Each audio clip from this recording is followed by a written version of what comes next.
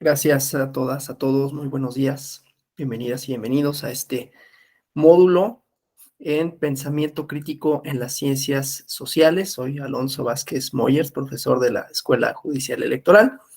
Y bueno, les doy la bienvenida en esta mañana de jueves para hablar de esta materia que en particular me gusta porque yo tengo formación en ciencias sociales, entonces desde luego que me resulta interesante. Perdón, tengo un poco de malestar en la garganta, por eso se me escucha así la voz. Me resulta particularmente interesante esta, esta clase, ¿no?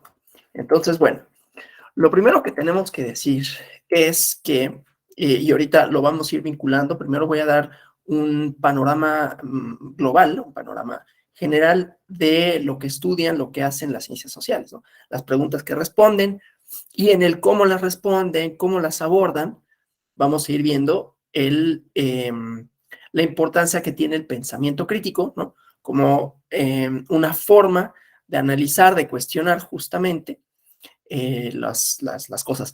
Voy a empezar a poner un ejemplo, ¿no? Para que esto quede un poquito más claro y para ver la importancia del pensamiento crítico. Normalmente, quienes se dedican o nos dedicamos a las ciencias sociales, consideramos que hay una cosa, ¿no?, que se llama sentido común, ¿no? El sentido común no es, tiene como dos acepciones, ¿no? La primera es la que nos lleva a hacer cosas lógicas, ¿no? Digamos, de alguna manera, es como, oye, eso es por sentido común que no debes de dejar prendida la estufa, ¿no? Algo como muy obvio. Pero por otro lado, hay otro sentido común, otra acepción, otra idea de lo que es el sentido común, que tiene que ver más bien con ideas compartidas que se dan por ciertas, ¿no? Se da por cierto que esto es así, ¿no?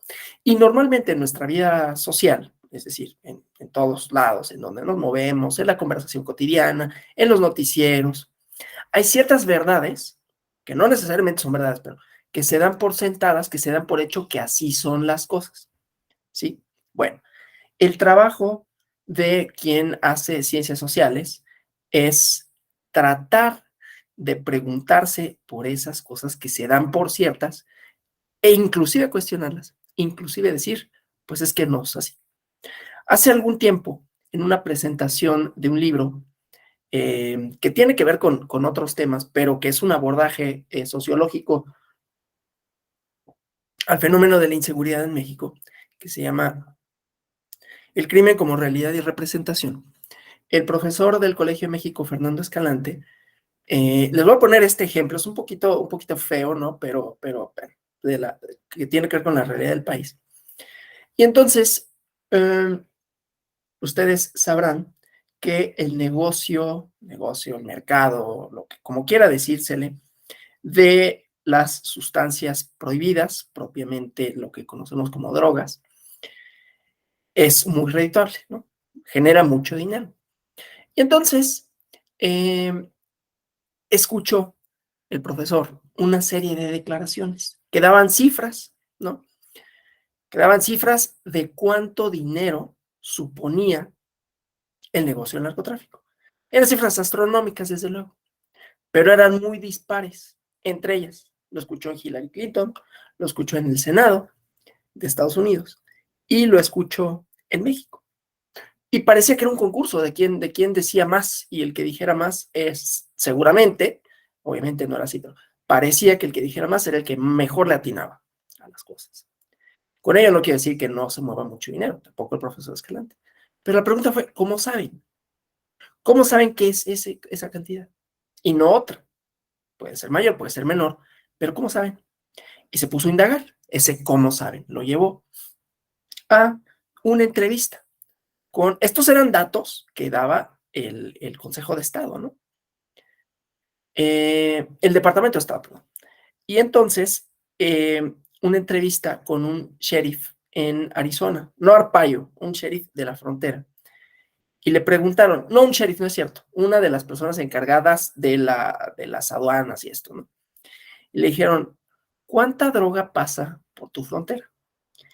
Y dijo, bueno, no sé, pero lo que sí sé es que incautamos el 10% de lo que llega. Si no sabes cuánta, ¿cómo vas a saber que incautas un porcentaje? ¿No?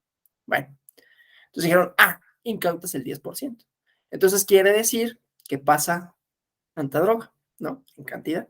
Si tú incautas 1 tonelada, quiere decir que pasan 9 toneladas, ¿no? Bueno, entonces 9 toneladas de una sustancia. Ahora vamos a preguntarle a un dealer en Nueva York cuánto cuesta el kilo de esto, ¿no? De esta sustancia. Tanto. Pues hacemos la multiplicación y ya tenemos el precio, ¿no? Era desde luego una deducción bastante endeble, una cifra bastante endeble en su fundamento. Y no obstante, pues si lo dice el Departamento de Estado, si lo dice Clinton, si lo dice el Senado, parece verosímil. Y no solo eso, damos por sentado que en esa cuestión, pues los números extravagantes son los que lo explican, ¿no?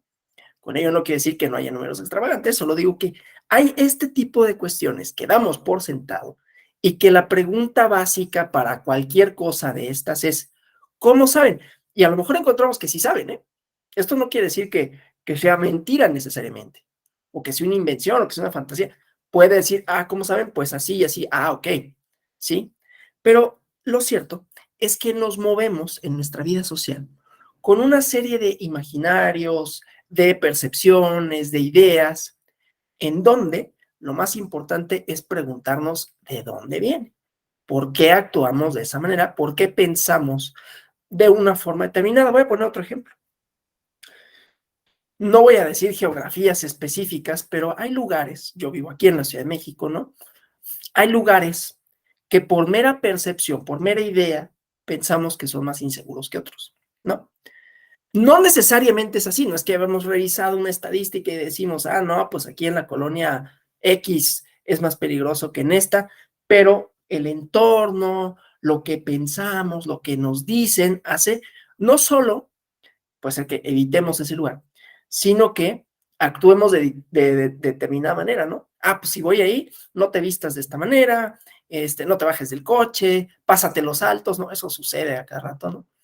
No con ello quiero decir que el consejo sea inútil o no sea bueno, sino que tenemos esa idea, que puede ser o no cierta, ¿no? Pero sí nos movemos en muchas cosas en la vida social, ¿sí? Entonces, bueno, eso primero que nada con la cuestión relativa al sentido común. ¿Cómo sabemos que las cosas son como creemos que son? ¿Sí? Lo cual se vuelve muy fastidioso, desde luego, o sea, lo voy a decir así, ¿no? Porque obviamente si uno ejercita pues si tienes la formación, te vas a poner a preguntar estas cosas y entonces eres la persona más odiosa del mundo porque estás en una comida o algo y alguien dice algo y tú, no, bueno, pero no, así de puta. Alguna vez me preguntaron a mí, oye, ¿y qué hace un sociólogo, no? Y luego, pues molestar, básicamente, ¿no? Pues porque siempre va a estar como insatisfecho con las respuestas que escucha.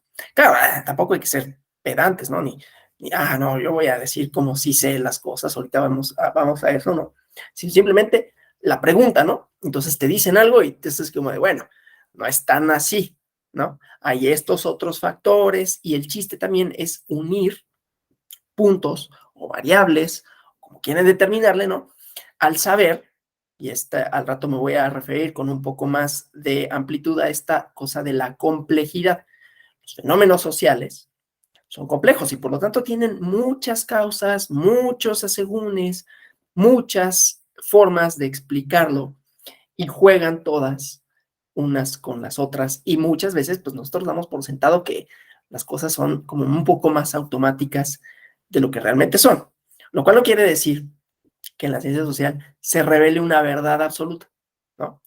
Se elaboran preguntas, hipótesis, se elaboran narraciones, argumentos que más o menos tratan de dar una cierta explicación o varias, o inclusive, no siendo tan ambiciosos, ahorita vemos esto de las corrientes y los marcos teóricos, simple y sencillamente dar cuenta de la complejidad de un fenómeno, que ya por sí mismo eso tiene mucha valía, ¿no? O sea, si decimos, no, pues es que esto no nada más es así, sino que tiene estos otros componentes que lo hacen no solo difícil de entender, sino complejo en el sentido de que tiene muchos componentes y que cada uno de esos interactúa, ¿no? Entonces, eso enriquece desde luego el conocimiento, pero no se da una respuesta absoluta, definitiva y verdadera para todo tiempo y espacio, ¿no? Bueno, fenómenos sociales, ¿sí? O sea, ahorita lo que dije, lo primero que dije, son el sentido común, que todos, también los que hacemos ciencias sociales, damos por sentadas ciertas cosas, ¿no? No, no vayas a ese lugar, ¿no? Es peligroso. Y luego te topas con alguien que dice, pues yo he ido muchas veces y no pasa nada, ¿no?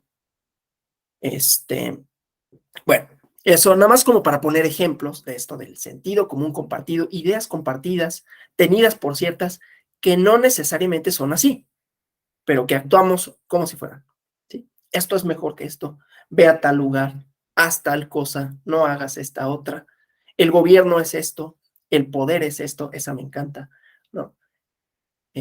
Bueno, fenómenos sociales.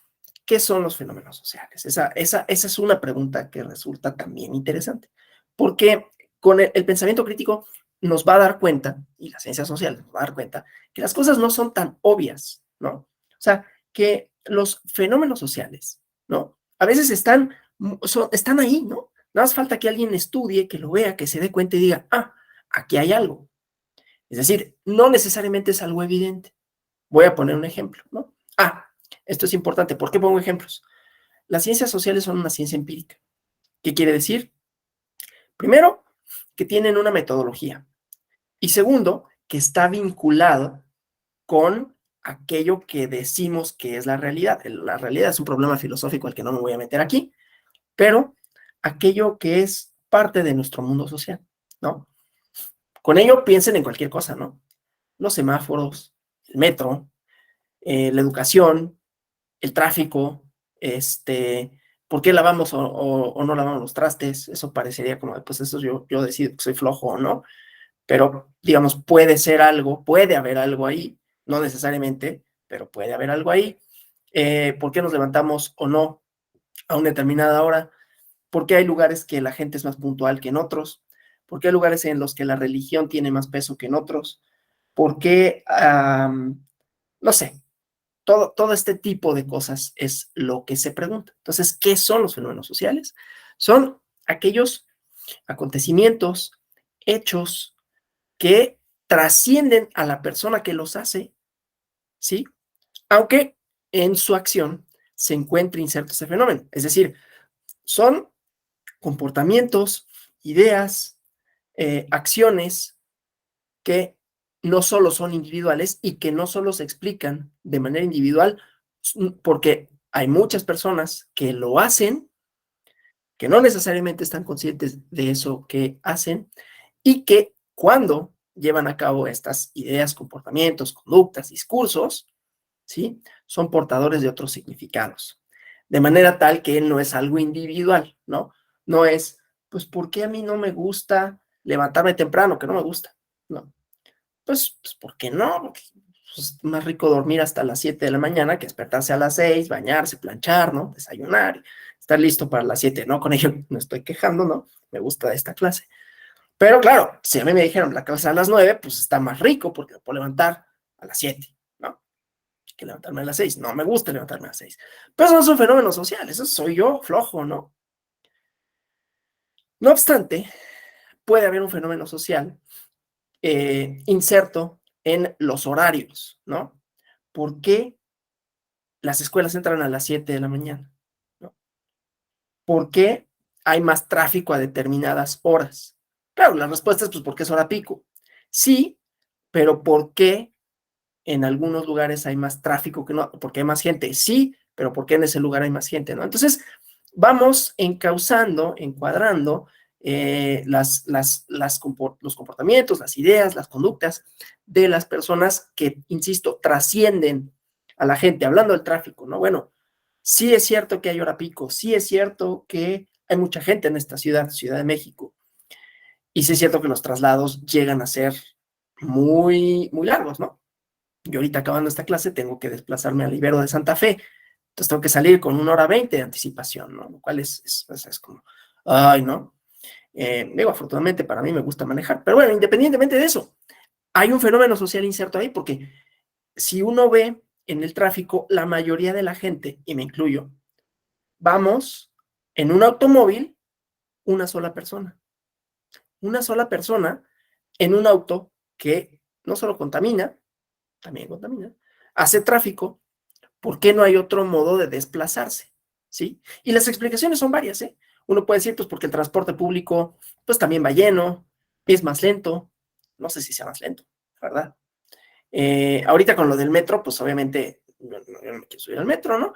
Pero tienes pocas opciones. Llegar a Santa Fe, pues sí hay un camión que pasa más o menos cerca de aquí, pero pues no sé a dónde me lleve, ¿no? Uno puede poner un montón de ideas, pero hay otras que no son evidentes.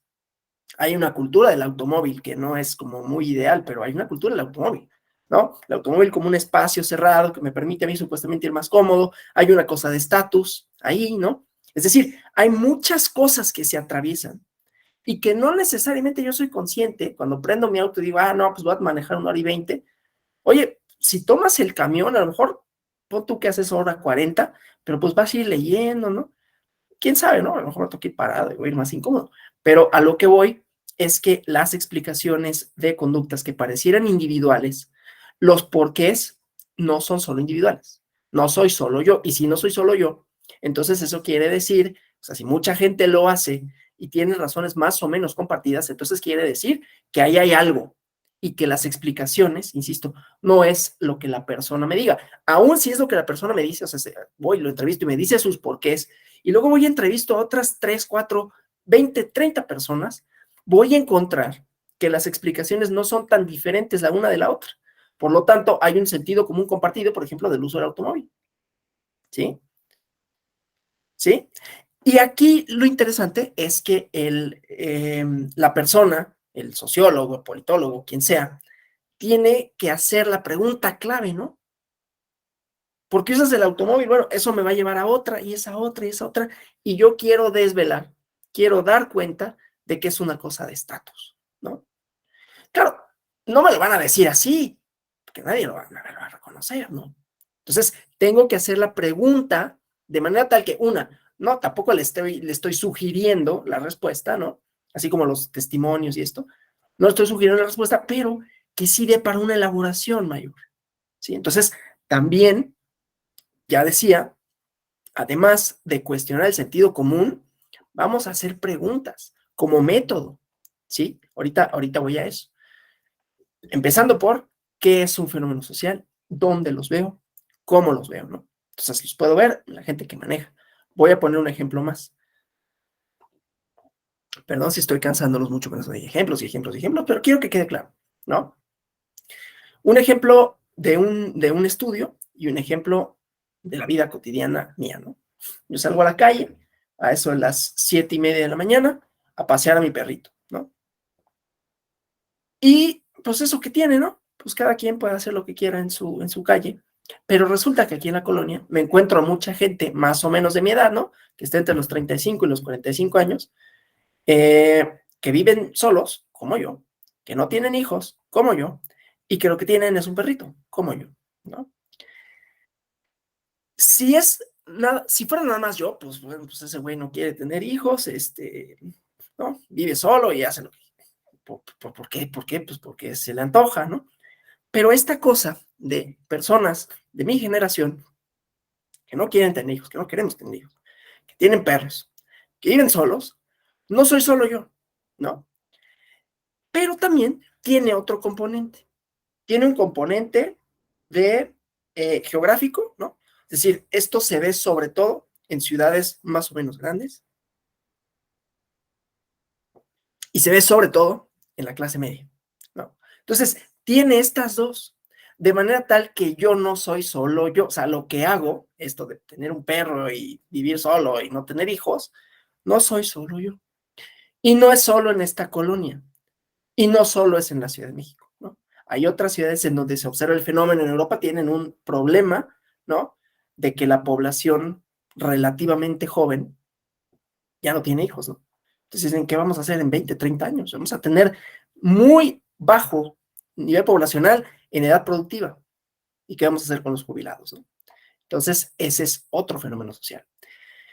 ¿Quién inició con esto los fenómenos sociales, no? ¿Quién fue el que se le ocurrió dar lata con esta cosa? Su nombre es Émile Durkheim, o Durkheim, o no sé yo francés, cómo se pronuncia exactamente, pero él escribió varios libros, ¿no? Uno que tiene importancia para el derecho, que es la división del trabajo social. Escribió otro libro que se llama Las reglas del método sociológico, que ahí vemos esto, método, pregunta, pero escribió uno que no solo describía, sino que trataba de explicar los porqués de un fenómeno que él veía que se repetía, que era el suicidio, y así se llama el libro, el suicidio. Dice, ¿a qué se debe? ¿No? Más allá de que si lo leemos, podemos decir, bueno, tenía sus prejuicios de francés, ¿no? Y todo. Lo interesante es la propuesta, ¿no? ¿Cómo identificas esto, un fenómeno social? Pues es que se repite, no es una persona que lo haga, son muchas personas, lo hacen, y hay ciertos momentos en donde se agudiza esto. ¿Por qué?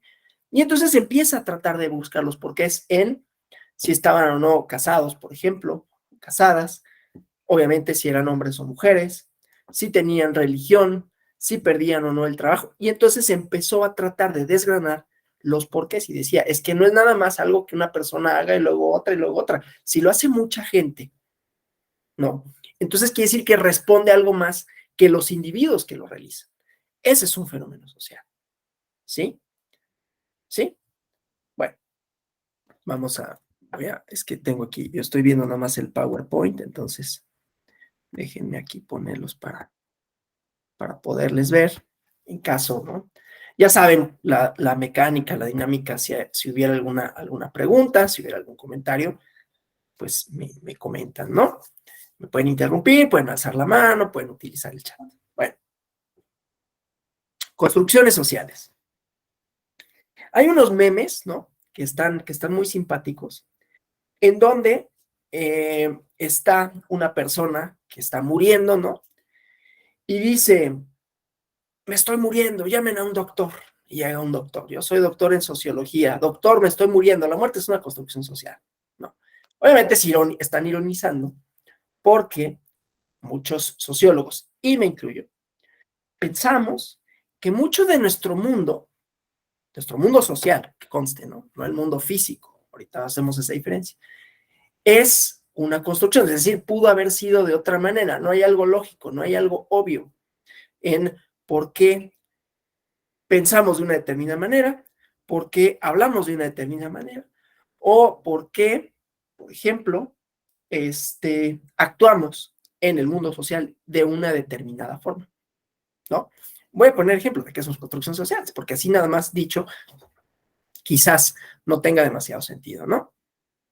Hay dos corrientes en la sociología, bueno, hay varias, ¿no? Pero principalmente hay dos corrientes, tanto teóricas como metodológicas, es decir, que tienen una serie de propuestas conceptuales para tratar de dar cuenta de los fenómenos sociales y herramientas metodológicas para explicarlos, ¿no? Los positivistas, que son básicamente utilizan estadística, y algunos más cercanos a la hermenéutica que hablan de construcciones sociales, como yo, ¿no? Entonces, bueno, las construcciones sociales son todas aquellas, igualmente, ideas, fenómenos, rituales, ¿no?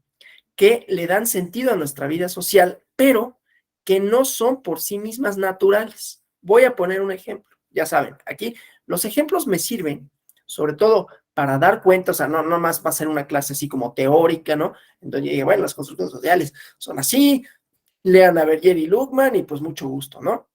Sino ejemplos empíricos para dar cuenta de esto. Y obviamente esto nos va a permitir, regresando al punto, cuestionar el sentido común, ¿no? Construcciones sociales. ¿Qué es una construcción social? Así como hay construcciones que todos podemos ver, ¿no? Construcciones físicas, ¿no? De departamentos, de calles, ¿no? Hay cosas en nuestro mundo social que no tendrían por qué ser así, pero nos permiten darle sentido a nuestro entorno, ¿no? Pero no son entes que existan por sí mismos. La lluvia existe por sí misma, ¿no? Las calles existen por sí mismas, pero nada hay de obvio en pensar que la circulación debe ser como nosotros circulamos, ¿no? Si vamos hacia, si nos estamos dirigiendo hacia el lugar, vamos del lado izquierdo y del lado derecho si regresamos, ¿no? No hay nada obvio en eso, ¿no? En la lógica de los carriles. Tan es así que los países de la Commonwealth, por alguna razón, circulan del otro lado. Entonces, eso, por ejemplo, puede ser un fenómeno, un constructo, pero hay otros que son no solo más interesantes en términos sociales, sino que son menos evidentes, ¿no? ¿Por qué? ¿No? ¿Por qué, por ejemplo, nos casamos? ¿No? No hay ningún por qué. Habrá porqués religiosos, habrá porqués, pero es un ritual. Es un ritual que en realidad no existe por sí mismo, ¿no? Es una ceremonia para darle un significado a las cosas que después a las personas que contraen ese vínculo tienen una denominación diferente.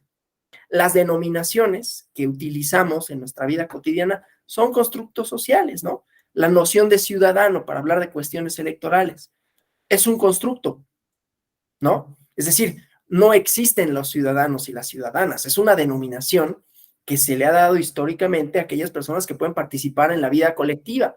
Y la vida colectiva y las formas de participación tampoco son cosas que por sí mismas existan. Ha habido otras formas de organización, otras formas de participación, otras formas de construcción de la cosa pública, ¿no? Que se han ido haciendo más complejas porque hay más gente, porque, ¿no? Pero que por sí mismas no son algo, no son una entidad. Pero, desde luego, eso no quiere decir, no porque sean construcciones, quiere decir que no importen, importan. Otra construcción social es el dinero, ¿no? Hay un libro que les recomiendo mucho que se llama así, Filosofía del Dinero, de un sociólogo que escribió un montón de cosas bien interesantes, se llama George Simmel. Y bueno, ¿no? Pero son cuestiones a las que le damos significado, a que le dotamos de importancia, y desde luego la tienen, ¿no? No porque, insisto, no porque sea una construcción decimos, bueno, pero entonces no importa, ¿no? No, pues claro que importa, ¿no? Importa el pensar que somos mexicanos, lo que sea que eso signifique. ¿Por qué somos mexicanos? Pues por quién sabe, ¿no? Porque nacimos en un lugar y ese lugar supuestamente está vinculado a una historia. Habrá que preguntarles a los pueblos originarios si están muy de acuerdo con esto, ¿no? A un idioma, habrá que preguntarles si están muy de acuerdo con esto, ¿no? A una serie de tradiciones que son inventadas, o sea, las tradiciones, las ceremonias, ¿no? Todos estos actos rituales que nos van haciendo o que nos van dando como un sentido de pertenencia, son inventados. ¿Quién inventó la ceremonia de la bandera? No sé, pero pues no es algo que, claro, pues, ¿no? Es más, ¿quién inventó las banderas? Pues son un estandarte para identificar a un gremio, ¿no? A un grupo de personas que más o menos a partir de eso se identifican e identifican a los que no están en ese gremio, ¿no? En esa nación, si quieren decirlo. Pero no hay nada que por sí mismo te diga, sí, ya te vi, eres mexicano porque esto, ¿no? Quizás lo podamos deducir por cómo habla la gente, ¿no? Por cómo dice algunas cosas, pero otra vez, no hay algo que por sí mismo diga, esto es así, ¿no? Bueno, eso las construcciones sociales. Ahora, ya les había dicho que había esta cosa de Marcos, si se aburren, si lo que sea, me levantan la mano y, oye, no sé, ¿no? Como cámbiale a tu didáctica, ¿no? O ya me perdí, o ya no te entendí, porque esto, yo digo, yo trato de hacerlo como lo más digerible, no voy a decir divertido, a mí me divierte, pero pues ese soy yo, ¿no? Pero lo más digerible posible para que no llegue yo no sé qué tanta idea, qué tanta información tengan de ciencias sociales y no tendrían por qué tenerla, y entonces pues trato de hacerlo que sea bien, gracias, Abel, que sea entendible, ¿no? Y más o menos interesante, pero bueno. Entonces, ya les decía yo que en ciencias sociales, ¿no? Disciplinas que tratan de preguntarse, que tratan de explicar, que tratan de entender fenómenos sociales. Yo diría primero entender y luego explicar, pero hay quienes dicen, no, es que hay que explicar las cosas. Yo no explico nada, yo en todo caso molesto, trato más o menos de decir, pues esto ha de tener muchos otros componentes, pero cada quien. Y esto va vinculado a, decía, los marcos teóricos. ¿Qué es la sociedad? ¿No? ¿Qué es que la compone? ¿Sí? ¿Por qué actuamos como actuamos? ¿Sí? ¿Por qué obedecemos o no obedecemos una determinada norma? ¿Sí? ¿Por qué hay lugares en donde obedecen más que en otros? ¿Por qué hay lugares en donde votan más que en otros lugares? ¿Sí? Y las explicaciones, normalmente, el gran dilema o la gran problema para la sociología es decir, ¿qué importa más, la estructura o la acción? La estructura tampoco es algo evidente, ¿no? No es la estructura de un edificio en donde pues yo la veo y digo, ah, bueno, pues aquí está como el armado, ¿no? Es una metáfora para decir, hay cuestiones, ¿no? Que nos trascienden, que nos, ¿cómo se dice? Que nos limitan y que encausan nuestro comportamiento, ¿sí? Nuestra acción. Voy a poner, como siempre, ejemplos, ¿no? La lengua, el idioma, el español, pues es una estructura en el sentido de que es la lengua en la que yo me expreso, ¿no? ¿Sí? Me puedo expresar en alguna otra si yo supiera, si alguna, ¿no? Pero mi lengua materna es el español. Entonces, eso ya por sí mismo condiciona mis posibilidades de comunicación. Entonces, las estructuras son todas aquellas cuestiones sociales que condicionan mi actuar. No son obvias, no son evidentes, la moral, ¿no? ¿Y dónde está la moral? En ningún lado. Y sin embargo, ¿no? Hay una razón por la cual, por ejemplo, pues a la calle salimos con ropa, ¿no? De ahorita hace frío, nadie saldría sin ropa a la calle, ¿no? Hay una razón por la cual a mi trabajo no voy en shorts, en chanclas o en traje de baño, ¿no? No, más allá de que, bueno, pues hay un reglamento, bueno, pues sí, los reglamentos también estructuran, ¿sí? Hay una razón por la cual a las 3 de la mañana, yo no, bueno, hay quienes sí lo hacen, ¿no? Pero esa es una falta de respeto. Yo no pongo música, nada más, siempre estoy dormido, ¿no? Yo no pongo música y me pongo a hacer escándalo, ¿sí? ¿Por qué? Porque hay normas de convivencia. ¿En dónde están? Muchas de ellas no están en ningún lado. El civismo puede ser, ¿sí? ¿No? Que eso, pues vamos aprendiendo a comportarnos, aprendiendo a comportarnos en la sociedad y entonces nos estructura.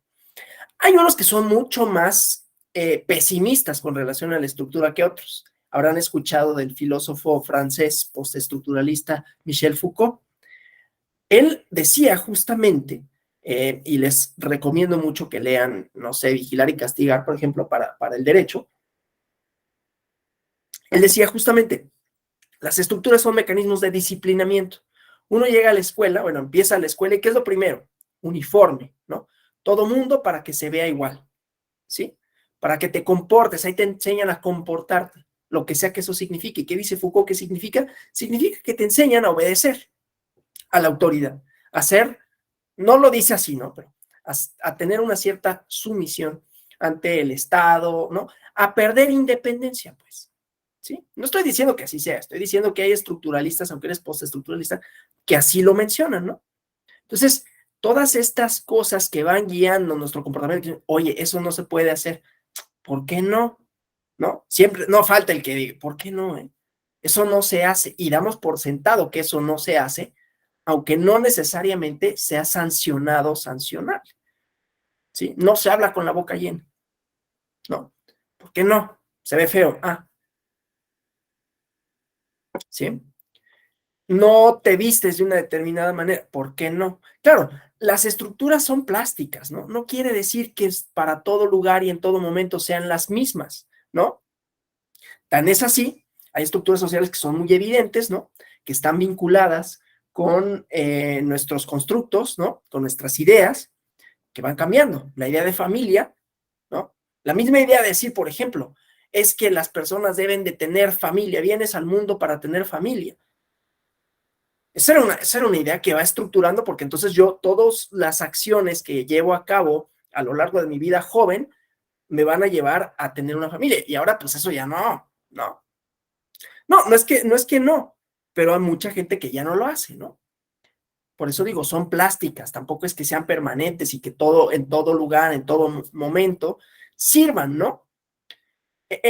Ahora, por ejemplo, pasa que los niños, a mí me hubiera encantado tener esa iniciativa, ¿no? Los niños de las secundarias, típico en la secundaria, ¿no? Yo primero fui en un colegio, en una primaria, en donde podías hacer casi lo que querías, ¿no? O sea, no era como mucha disciplina, aunque sí llevabas uniforme, pero el uniforme no era la gran cosa. Y luego, por azares de la vida, eh, me cambié de ciudad, ¿no? Y me llamó la atención las reglas que tenían. Y eso que yo soy una persona que sigue bien las reglas, ¿no? Pero me llamaba la atención, por ejemplo, que no podías traer pulseritas. Si yo pues era adolescente, entonces traía pulseritas de esas de cuerito, ¿no? Te las cortaban, ¿no? Yo decía, pero ¿por qué, no? No puedes traer el cabello largo, ¿no? ¿Por qué, no? Y además a mí me dio la época en que yo quería traer el cabello largo y no podía, quería tener una arracada y no podía, ¿no? Y ahora los muchachos así de secundaria y todo, hasta han promovido amparos, ¿no? Para que puedan traer el cabello largo. Dicen, oye, pues es libre desarrollo de la personalidad, quizás no lo frasean así, pero dices, claro, entonces las estructuras cambian. Eso es a lo que voy, son plásticas, ¿sí? Se van transformando. Y hay muchas cosas que ahora se pueden hacer que antes no se podían, ¿no? Se van relajando. Otras, claro, se van endureciendo, no es todo unidireccional, ¿no? Y desde luego puede haber cambios para un lado y para el otro. Puede haber algunas que se endurezcan y otras que se flexibilicen, ¿sí? Eso es lo interesante y eso es lo que lo hace complejo, porque no tengo una explicación. Bueno, es que en los tiempos modernos, la modernidad significó esto y solo esto, ¿no? Por eso está la obra de Charles Dickens que dice, bueno, sí había progreso, pero pues también había niños que tenían que trabajar, ¿no? Y había contaminación, bueno, sigue habiendo, ¿no? Pero todo esto, ¿no? Entonces, eso es la estructura, ¿no? Van encauzando, van determinando, van dándole alguna dirección a nuestro comportamiento. Pero aquí viene el término más o menos antagónico, la acción, ¿sí? La acción, que claro, la estructura no es individual, ¿no? La estructura es algo que nos trasciende, que nos limita y que encausa nuestro comportamiento, ¿no? La acción, en cambio, es algo que es individual, ¿no? ¿Sí? Llevamos a cabo determinadas cosas y eso, o sea, aquí lo que trata de dar cuenta la estructura o la acción es que explique el cambio social. Estamos de acuerdo que desde la modernidad hay cambio social, que hay transformación en nuestras relaciones, en nuestras ideas, en nuestros discursos, en los fenómenos, en cómo ocurren, por qué ocurren y cuándo ocurren, ¿sí? Políticas, sociales y de toda índole, ¿no? Cambia la idea, vuelvo a poner el ejemplo del matrimonio, ya nadie se quiere casar, no, nadie, es una exageración, desde luego, ¿no? Cambia la idea de familia y entonces ya las familias son no solo monoparentales, ¿no? Pueden ser de distintos tipos, ya la gente no queremos tener hijos, tenemos perritos, ¿no? Y así sucesivamente, ¿sí? Bueno, y la acción trata de dar cuenta de esas transformaciones a partir del comportamiento individual. Y dice, no niega que pueda haber estructura, pero la estructura se da a partir de los comportamientos individuales, ¿no? O sea, yo en mis motivos, en mis razones, en mi actuar, está la estructura. O sea, la acción determina la estructura y no al revés, ¿no? Y entonces el cambio social responde menos a que hay estructuras, que hay individuos que deciden, que hacen, que piensan, y eso es lo que conforma en todo caso la estructura. No sé si me explique con esto. ¿Sí? ¿De qué depende? La verdad, del compromiso teórico que yo quiera asumir. ¿De qué me convenza más a mí? ¿No? Es un poco arbitrario quizás decirlo así, ¿no? Pero la verdad es que es eso, ¿no? De conformidad con mis expectativas, de conformidad con lo que o sea, me refiero a si ustedes quisieran hacer después un posgrado en ciencias sociales, ¿no? Dijeron, oye, ¿y a ti, tú cómo crees o tú por qué crees que ocurre el cambio social? Pues dirás, estructura o acción, ¿no? Hubo algunos que intentaron hacer una síntesis, ¿no? Entre una y la otra, acción estructurante, no, estructura estructurante, dice Anthony Giddens, que es una teoría muy interesante, un poco abstracta, pero algún día la platicaré en una conferencia de estas que luego damos del profesorado, y Bourdieu, que acuña la noción de campos, ¿no? En donde la acción y la estructura tratan de conjuntarse, es decir, pues es que no es la una y la otra, ¿no? Sino son las dos. Pero bueno, y entonces el compromiso teórico y empírico, es decir, cómo yo le doy respuesta a la pregunta de qué produce el cambio social, es lo que va a hacer que yo esté más cercano a la estructura o a la acción. ¿sí? Bueno, déjenme continuar con la presentación para avanzar. Entonces, eso me lleva a la teoría, ¿no? O sea, una vez que tenemos, bueno, tengo fenómenos sociales, tengo posibles explicaciones, ¿no? Tengo preguntas, que ese es el centro de la cosa, ¿no? O sea, no basta con decir hay un fenómeno social. Hay que ver por qué es un fenómeno social, cuáles son sus componentes. Y entonces tratar de explicar, oye, ¿y esto por qué sucede? ¿No? ¿Por qué pasa? ¿Sí? Y entonces ahí tendremos que decir, ok, es por una estructura que está cambiando, o sea, por ejemplo, aquí lo de las familias y los perritos y los hijos, ¿es la estructura que está cambiando? ¿O es un comportamiento individual y es válido, ¿no? Quien así lo proponga, y hay quienes dicen, no, es la suma de individuos que son más egoístas, ¿no? Cosa, aquí me estoy dando un cebollazo yo mismo, ¿no? Sí, es propio de los tiempos, ¿no? Lo cual, claro, ahí ya sería estructural, ¿no? Es propio de los tiempos que el centro de las cosas sean las personas. Y entonces las personas que han nacido en esta generación, como yo, ¿no? De los 80, 90, pues tienden a ser más egoístas, ¿no? Porque son los tiempos justamente, ¿no? En donde el individuo es lo que más importa. Si el individuo es lo que más importa soy yo, ¿no? Pues, ¿para qué va a tener hijos? ¿Para qué voy a compartir mis ingresos? ¿Para qué va? Es más, claro, no es nada más eso, ¿no? Yo les diría, no, bueno, pues es que también nosotros nacimos en la precariedad, ¿no? No sé si todos ustedes viven en la Ciudad de México, pero los que sí, se acordarán, ¿no?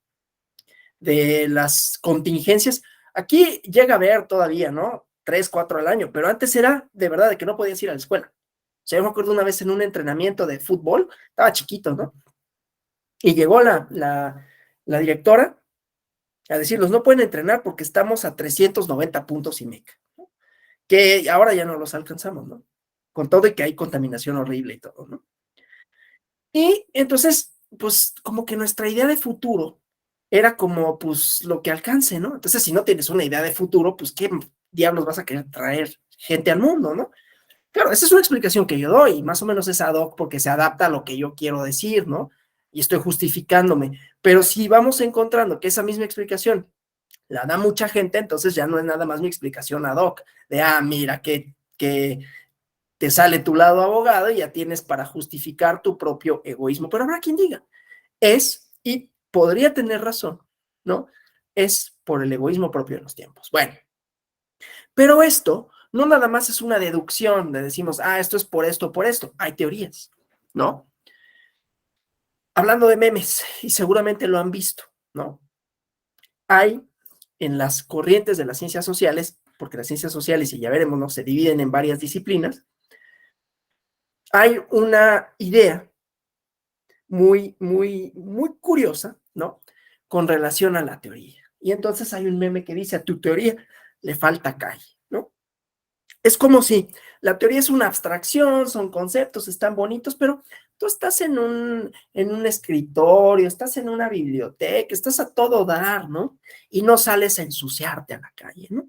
Esa es una forma de verlo, desde luego, ¿no? Más vinculada con la antropología. Pero las teorías también proponen explicaciones, ¿no? Y hay teorías, así como en el derecho, ¿no? La teoría pura del derecho, que dan explicaciones, que intentan dar explicaciones generales. Desde luego en el derecho las explicaciones generales son un poco más difíciles, también en las ciencias sociales, ¿no? Pero, por ejemplo, Marx intentó una explicación general, ¿no? Las relaciones de dominación, el conflicto a partir de relaciones económicas, ¿sí? Que es interesante, por cierto, ¿no? Digo, no es el único que intentó una teoría general de por qué la sociedad es como es, ¿sí?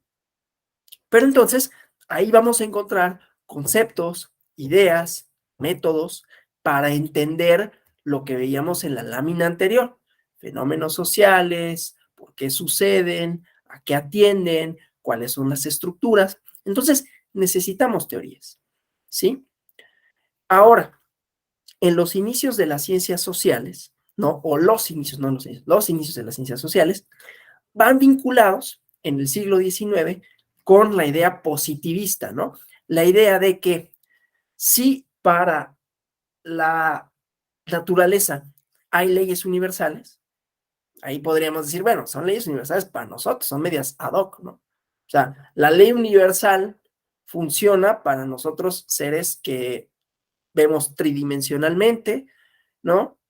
Que vivimos un cierto tiempo, pero quizás para un mosquito, salvo que sí, pues su vuelo y su aterrizaje puedan seguir una suerte de cosas que podríamos enunciar, quizás si un mosquito enunciara otro tipo de leyes serían distintas a las nuestras. Pero bueno, leyes universales humanas para la naturaleza, ¿no?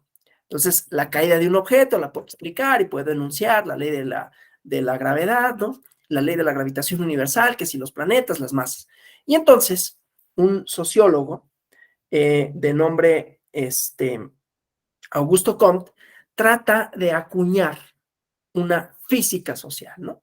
Que tuviera leyes también universales que pudieran dar cuenta de los fenómenos, pero que estos fenómenos se explicasen a partir de, así como la gravedad, decir, bueno, el cambio social responde a esto, y una ley universal. Desde luego, eso a lo largo del tiempo, pues fue mostrándose insuficiente, había sesgos ahí, ¿no? Había un sesgo muy grande que era, pues lo estaba enunciando un francés, primero que nada, ¿no? Y claro, la sociedad francesa, lo que pasa es que Francia, pues, junto con Inglaterra y con algunos otros 3, 4 países, pues, eran los que partían el queso, ¿no? Pero que en realidad, pues, la organización francesa no era la única organización posible, ¿no? Y había otras. Y esas otras, pues, tenían otros porqués, de manera tal que las leyes universales, pues, resultaron ser menos posibles. No obstante, este fenómeno que todos conocemos como occidentalización, ¿no? Es decir, estas ideas que pues vienen de Francia, de Inglaterra y que van permeando en otros países del mundo, entre ellos está la democracia, y no lo digo como algo malo, ¿no? Esta idea de occidentalización pues va generando que haya comportamientos, que haya ideas, que haya discursos que sean compartidos, ¿sí? Y que entonces las sociedades, algunas, sean un poco más parecidas entre sí, ¿sí? Si nosotros vamos, por ejemplo, ¿qué les digo? Ni siquiera un país donde hablan nuestro idioma, Francia, va a ser más fácil que entendamos, a pesar de que no hablamos el idioma, va a ser más fácil que entendamos las relaciones sociales, la dinámica social, que si vamos, por ejemplo, a África, ¿no? A la India, ¿sí? ¿Por qué? Porque tenemos un sentido común compartido, ¿sí? No es mejor ni peor Francia que la India, simplemente los acuerdos, los arreglos, las formas occidentales las tenemos muy, muy, muy, ¿cómo decirlo? Muy asimiladas, ¿no? Sí, bueno. Pero el chiste es que hubo quienes se planteaban la posibilidad de que hubiera leyes universales. Y ahí están las teorías generales. Desde luego, no hay leyes universales, ¿no? Ni siquiera se puede decir que haya leyes, de decir esto más esto es igual a esto, porque no son matemáticas. Hay mucha matemática, o hay quienes dentro de las ciencias sociales hacen mucha matemática, hacen estadística y hacen ecuaciones estructurales, ¿no? Y no obstante, de lo único que hablan es de la probabilidad de que algo ocurra, no de la certeza de que algo vaya a suceder, ¿sí? Entonces, si bien no hay leyes, sí hay explicaciones que trascienden a los individuos, ¿sí? O sea, no es una ley de la sociedad el que las familias o la idea de familia cambie, no obstante cambia, ¿sí? No lo explica una ley, lo explica la transformación, y esa transformación puede ser de distinta índole y atiende a diversas causas que no son, o sea, porque si fuera una ley sería siempre se va a cumplir, ¿no? Aquí es, bueno, bajo circunstancias que no podemos controlar, tales como el calentamiento global, como esto de la centralidad del individuo, como la idea de futuro que no existe, la precariedad, qué tal que mañana ya no tengo trabajo, entonces cómo va a mantener un bebé, ¿no? Ese tipo de cosas van moldeando, ¿no? Pero no son leyes universales porque podría ser diferente, ¿no? Podría ser distinto, entonces no hay tal cosa como, entonces hay cambio constante, ¿sí? Y eso me lleva a la siguiente parte, ¿no? La diferenciación y el cambio social, porque también, como decía, la explicación de por qué se transforman las sociedades, dando por hecho que se transforman. Y eso creo que no lo podemos negar, ¿no? De que hay transformación, hay transformación. No podemos saber hacia dónde se va a transformar. No podemos anticipar cómo va a ser una sociedad dentro de 50 años. Nos podemos imaginar algunos problemas, ¿no? Podemos modelar que la tecnología, podemos pensar que la tecnología va a hacer alguna serie de cosas, pero no podemos saber. Hay un concepto en las ciencias sociales que para el pensamiento crítico es muy rico, que tiene que ver con las consecuencias no deseadas de la acción, ¿no? Yo hago algo, ¿no? Vamos a pensar, por ejemplo, metafóricamente, yo aviento una piedra y yo no sé dónde va a caer. Bueno, más o menos puedo saber dónde va a caer, pero no sé exactamente dónde va a caer. Y no solo no sé dónde va a caer, o más o menos sé dónde va a caer, no sé qué va a causar. Entonces vamos a pensar, por ejemplo, en un acontecimiento que puede ser o no planeado, ¿no? Vamos a pensar unas elecciones, ¿no? Que esas ocurren con una cierta periodicidad, eso lo controlamos. Lo que no controlamos es el resultado. No podemos saber, salvo en determinadas circunstancias, ¿no? Y aún así, a ver, 2018 fue ciertamente excepcional, pero en 2015 no podríamos anticipar los resultados de 2018, en 2016 tampoco. ¿No? Ya en 2017 más o menos, sí, porque empezaban las precandidaturas y todo, ya decían, las encuestas marcaban una tendencia muy clara, ¿no? Que era casi irreversible, ¿no? Pero en 2016, en 2015 no hubiéramos podido anticipar eso, ¿sí? Hubiéramos podido quizás ser una posibilidad, pero no un 53% a favor de un candidato en detrimento de los otros, que le ganara por 20 puntos, o sea, pues no, era muy poco probable, ¿no? ¿No? Entonces, hay cosas que no podemos prever, pero todavía aquellas que sí podemos prever van a tener otras consecuencias que nosotros no sabíamos que iba a pasar de esa manera, ¿no? Bueno, elegimos a una determinada persona o hacemos una determinada cosa y las consecuencias que de ello se derivan pueden ser imprevisibles, ¿sí?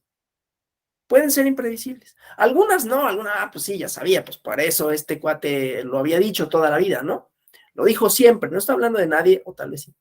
Lo dijo siempre, no hay sorpresas, pero no sabemos, por ejemplo, no, bueno, no hay sorpresas, lo intentó, pero se enfrentó a estos otros factores de poder.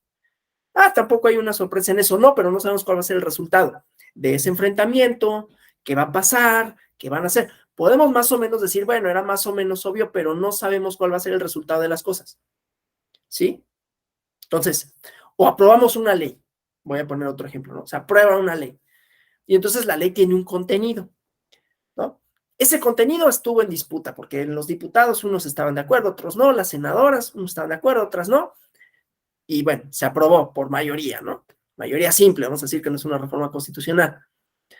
Pero se aprueba y entonces ahí tenemos dos problemas. ¿Cómo y quién la va a aplicar? ¿No? Vamos a suponer que es una prohibición de algo. ¿Cómo y quién va a aplicar esa prohibición? ¿Sí? Ya está la ley Volstead en Estados Unidos, ¿no? La prohibición del alcohol. ¿Cómo la van a instrumentar? ¿Cómo vamos a asegurarnos de que nadie beba? Es imposible. Entonces, ¿qué va a suceder? Pues primero, pues va a tener que distraer a mis policías, va a tener que enviarlos ahí a que hagan redadas. Pero no pueden estar enredadas todo el tiempo, entonces, pues va a ser medio discrecional, va a ser medio azaroso, ¿no? Cuando la ley tenía otra intención, y dices, bueno, instrumentarla, ya llevarla a cabo ya es otra cosa, ¿no? Y entonces generas un mercado negro. ¿Se podía anticipar? A lo mejor, pero no podías anticipar que surgiera Al Capone, por ejemplo, ¿no? No podías anticipar que hubiera quienes, ¿cómo se llama? Que hubiera quienes desafiaran la ley, ¿no? Ya no me refiero nada más a la ley Volstead en el sentido de no cumplirla o no hacerla cumplir, ¿no? No podías anticipar en la ley Volstead, por ejemplo, que muchos estados dijeron, mira, yo no le entro, ¿no? O sea, que si es federal, pues que los federales lo atiendan, yo no tengo recursos y no me interesa. Últimamente no me interesa, no voy a poner a mis policías a hacer redadas, ¿no? Entonces, bueno. O en otro caso, ¿no? Apruebas una ley y no sabes si la van a desafiar, o sea, si la van a controvertir, acción de inconstitucionalidad o amparos directos, perdón, amparos indirectos, ¿no? En contra de la ley, y así sucesivamente, y que va a dar cuenta de otros fenómenos. Entonces, pues cuando las legisladores aprobaron la ley, no dijeron, vamos a generar esta otra cosa, ¿no? La aprobaron con una cierta expectativa de orden, de cumplimiento, y resulta que se vuelve otra cosa, ¿sí? Esas son consecuencias imprevistas o no deseadas de la acción. Pues yo quería imponer orden y resulta que causé más caos, ¿no? No estaba dentro del cálculo, ¿sí? Bueno, diferenciación y cambio social, que igualmente tienen que ver con por qué se transforma la sociedad, ¿no? ¿Sí? La diferenciación, y les comenté de este libro de Emile Durkheim, que se llama La división del trabajo social, tiene que ver con la complejidad, ¿no? El término no es exacto, porque complejidad es un término gringo, ¿no? Complexity. Que en español la traducción, cuando algo decimos que es complejo, normalmente entendemos que es difícil, ¿no? La complejidad, hay unas teorías de sistemas que hablan de cómo la cantidad de componentes que pueda tener algo hacen que un sistema sea complejo, ¿sí? No tengo aquí mi celular, pero bueno, los automóviles, ¿no? Para poner un ejemplo, y luego vemos cómo esto lo llevamos a la sociedad, ¿no? Los primeros automóviles, ustedes saben, pues eran muy rudimentarios y tenían pues algunas poquitas cosas, ¿no? Y funcionaban, no digo que fácil, pero pues tenían su motor de combustión, sus pistones, ¿no? Y su sistema de frenado y no mucho más, ¿no? Ahora los automóviles, bueno, tan fácil. Antes había muchos talleres mecánicos a los que uno podía llevar el coche, ¿no? Y el mecánico abría el cofre, ¿no? Y le movía, o uno mismo, no, pues se me descompuso mi carro, y pues le abres, ¿no? Y ahí más o menos le ajustas cosas, y ahora ya no se puede, porque tienen 1000 cosas electrónicas a las que necesitas software y necesitas conocimiento electrónico, que pues es muy difícil, ¿no? Pero además, estos sistemas son independientes, ¿no? O sea, el sistema de frenado es independiente del sistema de aceleración, del sistema de combustión, del sistema de enfriamiento. Claro, forman parte de un todo que es el automóvil y le permite moverse, pero tienen una independencia de sí, tienen funciones propias. Bueno, la diferenciación y la complejidad social es básicamente eso, ¿no? Es decir, y en realidad no viene de la electrónica, viene de la biología, ¿no? De los organismos unicelulares y pluricelulares que van adquiriendo funciones o que tienen funciones complejas, el cuerpo, ¿no? Tenemos nuestro sistema digestivo, respiratorio, ¿no? Circulatorio, y aunque tienen relación entre sí, hay una cierta autonomía con relación a cada uno de ellos, ¿no? O sea, el estómago funciona de manera autónoma como funcionan los pulmones. No puede funcionar uno sin el otro porque necesita de la oxigenación, para lo cual necesita el sistema circulatorio, pero los podemos separar y los podemos estudiar por sí mismos con funciones propias. Bueno, entonces, en la cuestión de las sociedades complejas pasa lo mismo, ¿no? Pasa lo mismo. Hay sistemas políticos, hay sistemas jurídicos, hay sistemas electorales, etcétera, etcétera, etcétera, ¿no? Hay sistemas de trabajo, hay sistemas educativos, ¿sí? Y cada uno de esos conforma la sociedad, pero cada uno de esos tiene una cierta independencia. Bueno, eso es lo que trata de explicar Emile Durkheim en La división social del trabajo, ¿no? ¿De qué da cuenta la diferenciación? Justamente, producto de la modernidad, ¿no? Esta época de cambio acelerado, esta época de transformación tecnológica y social. Cambian las relaciones sociales, cambian las formas de desplazamiento, ahorita lo comento, ¿no? Pero también cambian las funciones, cambian las actividades económicas que hacemos, ¿no? Las sociedades feudales, pues se dedicaban básicamente a lo mismo, ¿no? Al cultivo, pues había quien hacía ropa, pero pues la ropa la hacía la misma, ¿no? No teníamos, aquí todos nosotros, cada quien está vestido de una manera distinta, ¿no? Allá pues se vestían casi todos igual, ¿no? Comían lo mismo, pues lo que cultivaban ahí, ¿no? Y pues la gente se dedicaba a pocas cosas, ¿sí? Y con la modernidad lo que viene es que hay actividades económicas, productivas, que van siendo distintas la una de la otra, se van separando, ¿no? Es especialización. Entonces, ya no nada más son agricultores, ¿no? También tenemos quienes producen, no sé, carne, pero también tenemos a quienes manejan un camión y también tenemos a quienes curan enfermedades. Pero dentro de esos que curan enfermedades, no todos curan las vías respiratorias. Hay unos que curan el estómago y hay otros que curan los dientes ¿no? Y hay otros que curan la psique, y así sucesivamente. Entonces, la diferenciación va haciendo, ¿no?, que haya especialización en el trabajo, que haya distintas actividades y que dentro de las mismas actividades también se dé este fenómeno, ¿no? El derecho no nada más es el derecho.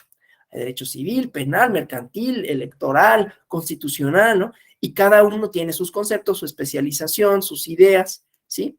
Y entonces en esa diferenciación lo que vamos a encontrar es que hay espacios sociales o campos, como le denomina Pierre Bourdieu, ¿no?, en donde suceden intercambios, ¿no? Suceden eh,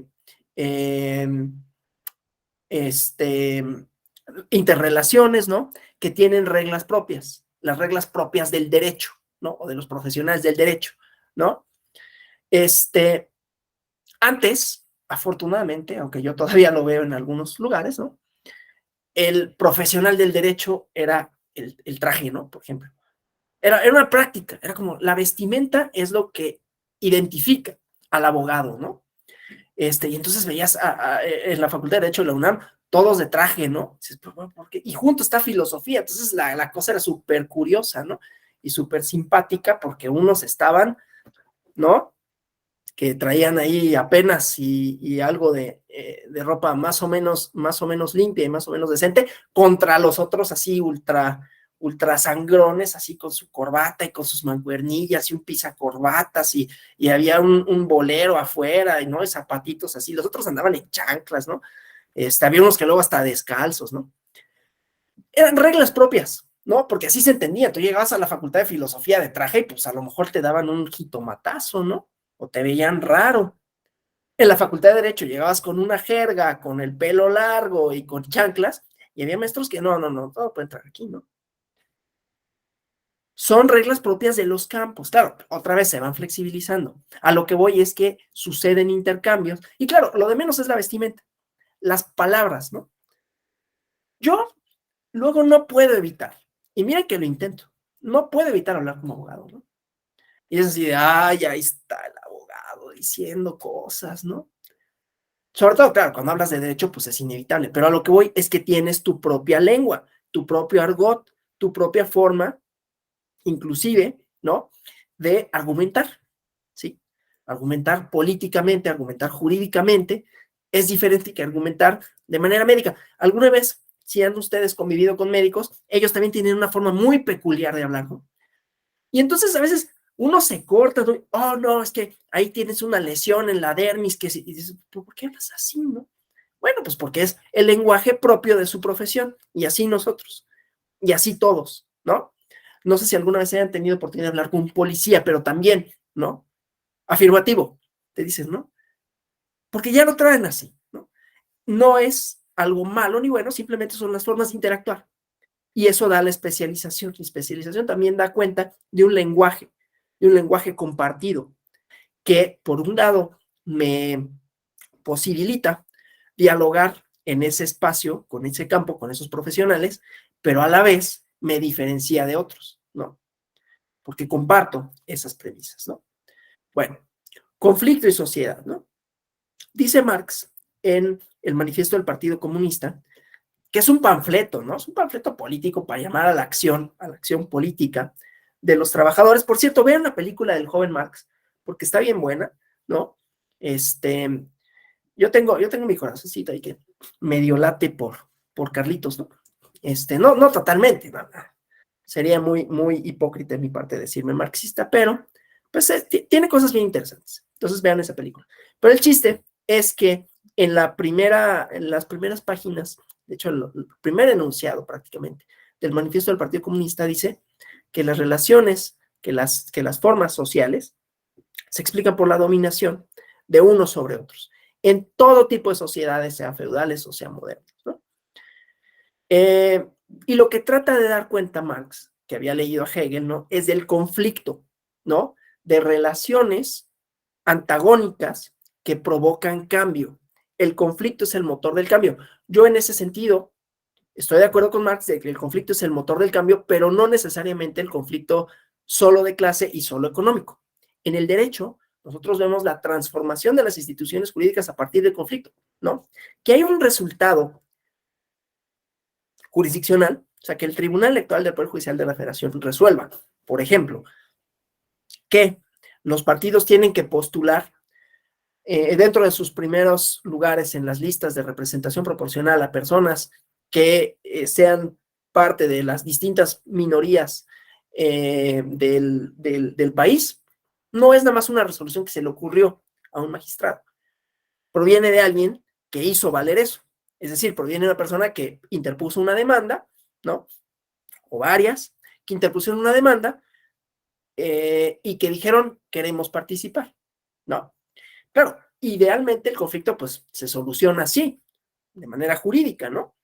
O de manera política y entonces tienes otras leyes o tienes otros gobernantes, pero el chiste es que las sociedades son o tienen y se van transformando por medio del conflicto. Insisto, no solo conflicto de clase, no, sino conflicto en el sentido de que hay intereses varios que pueden ser contrapuestos y que en esa contraposición de intereses hay una demanda, no necesariamente jurídica, insisto, puede ser política, que provoca transformación, ¿no? Que provoca que algo cambie. Pongo otro ejemplo. En 2007 se aprobaron en la Ciudad de México unas leyes que en realidad eran bastante light, ¿no? Pero en su momento causaron una cosa así, que eran las leyes de sociedades de convivencia. Moralmente, yo en ese entonces no vivía en la Ciudad de México, vivía en otra ciudad que era bastante más conservadora, voy a decirlo así, sin que con ello quiera hacer eco de ningún discurso político, que esta, ¿no? En donde igual las pulseritas no me las podía poner, no podía dejar el cabello largo. Y entonces, es que la Ciudad de México es casi Sodoma y Gomorra, ¿no? Eso que se escucha, si se escucha algo, es mi perrito que está tosiendo. Es el acabose, porque van a permitir que hombres y mujeres se casen entre sí, ¿no?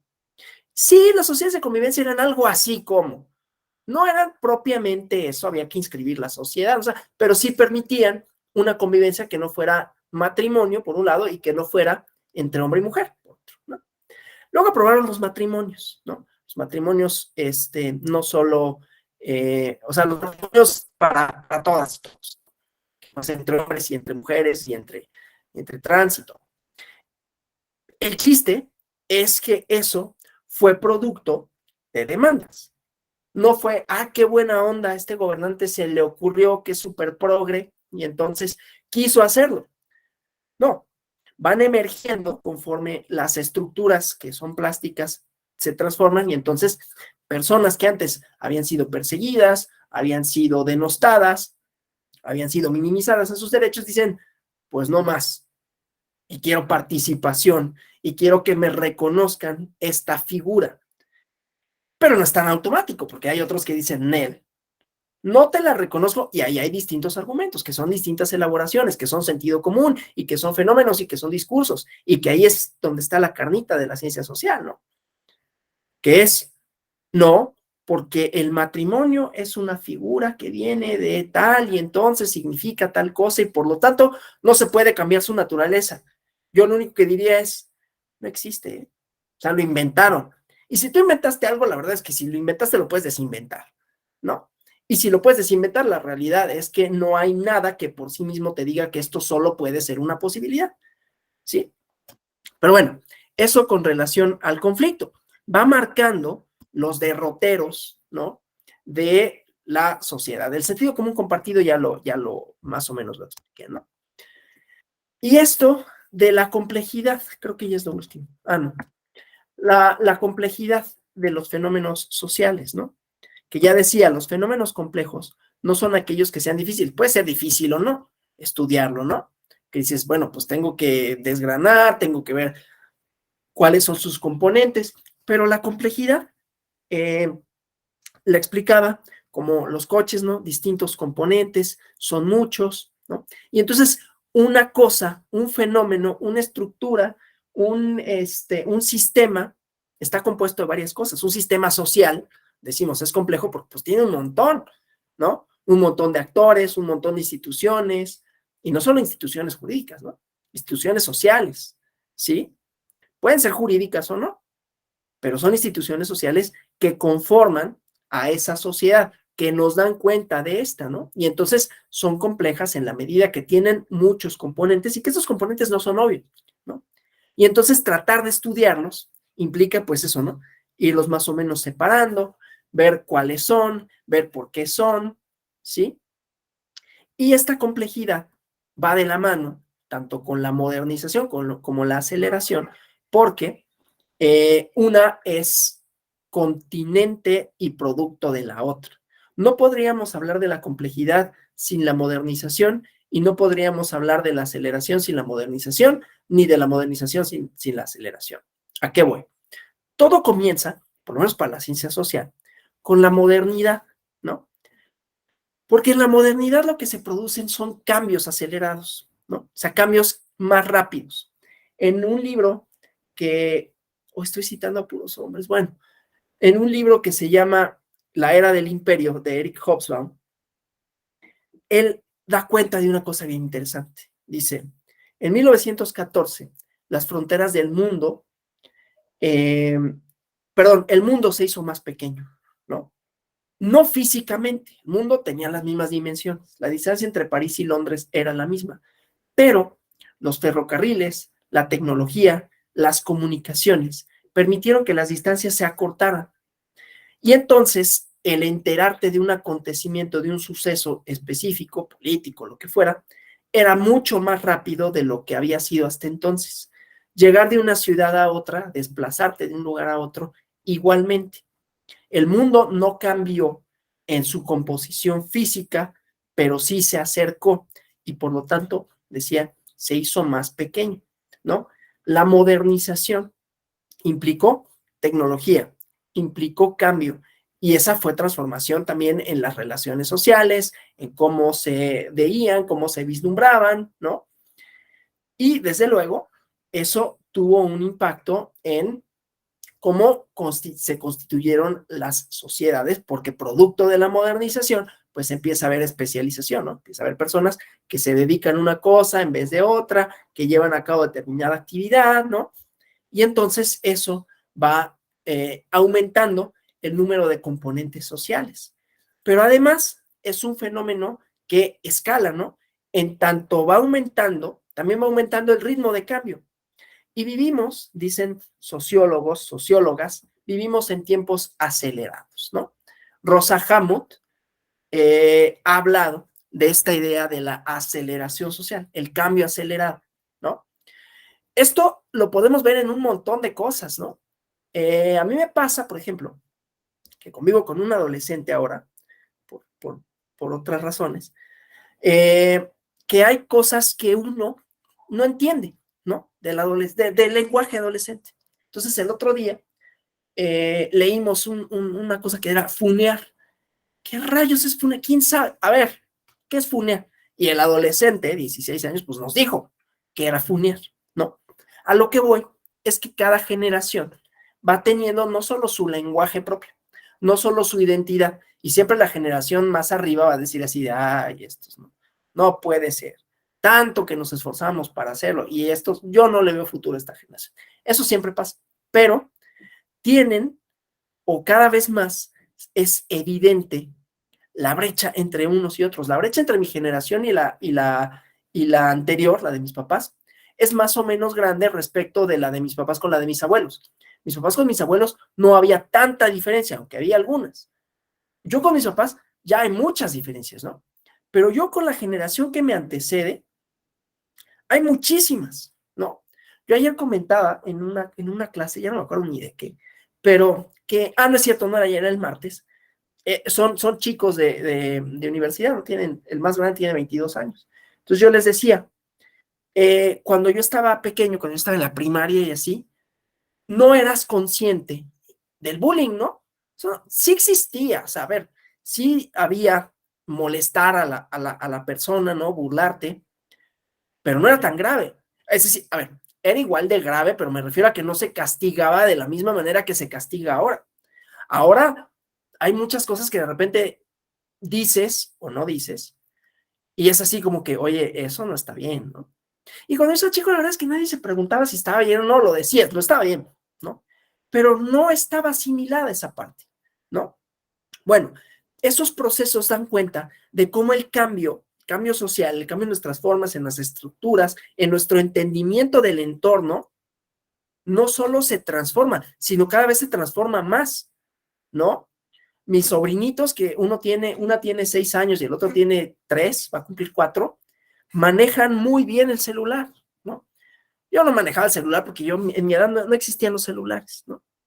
Y entonces, ese tipo de interacciones, ese tipo de cosas, pues van dando cuenta justamente de que los cambios, tanto en los individuos como en las estructuras, como en el pensamiento, son cada vez más rápidos.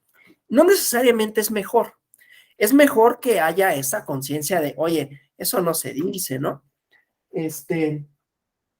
Pero no necesariamente todo lo que se transforma es para mejor, porque ya decía, los cambios son no solo imprevisibles, no solo variados, sino que pueden ir en varias direcciones, ¿no? Entonces, ya es tarea de quien hace la ciencia social, no solo describirlos, analizarlos y decir cuáles son sus particularidades, cuáles son sus componentes y por qué, ¿no?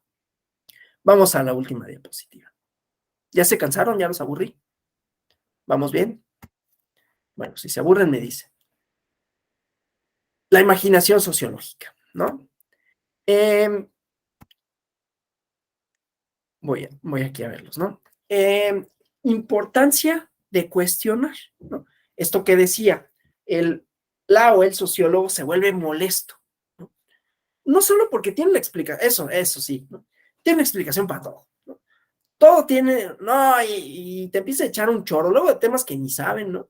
No conoce, pero hay una explicación, porque hay que darla, ¿no? Así como el abogado también tiene que polemizar sobre cualquier cosa, ¿no? El sociólogo de todo tiene que dar una explicación, ¿no?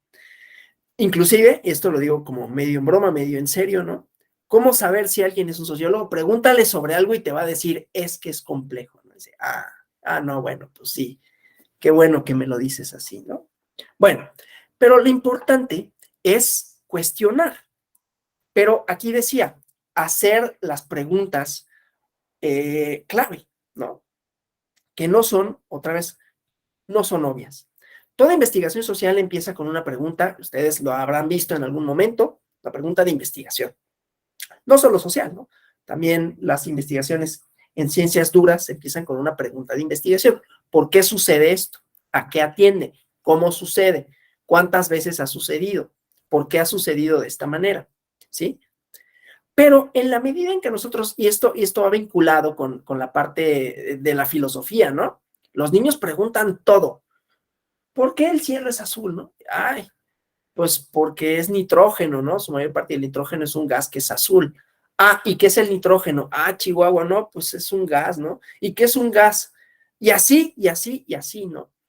Y eso pues, se nos va quitando poco a poco, desgraciadamente, esa facultad.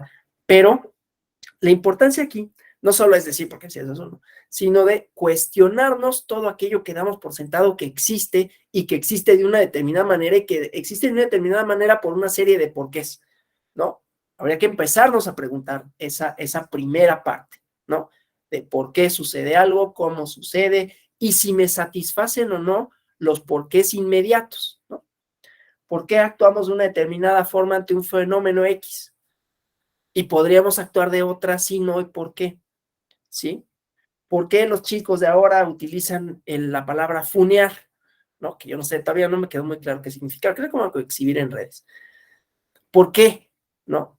Y si me satisfacen o no. Digo, esa pregunta pues sería inocua, ¿no? Pero habrá otras que sean más interesantes, ¿sí? ¿Por qué seguimos utilizando el coche para ir pues porque también los gobiernos gastan más en vías de automóvil, ¿no? Nadie se le ocurrió que en lugar de la supervía poniente para llegar a Santa Fe, hicieran un tren, ¿no? Y sería más fácil llegar en un metro o en un tren a Santa Fe que una supervía. Y entonces usamos la supervía porque pues, es más fácil, ¿no?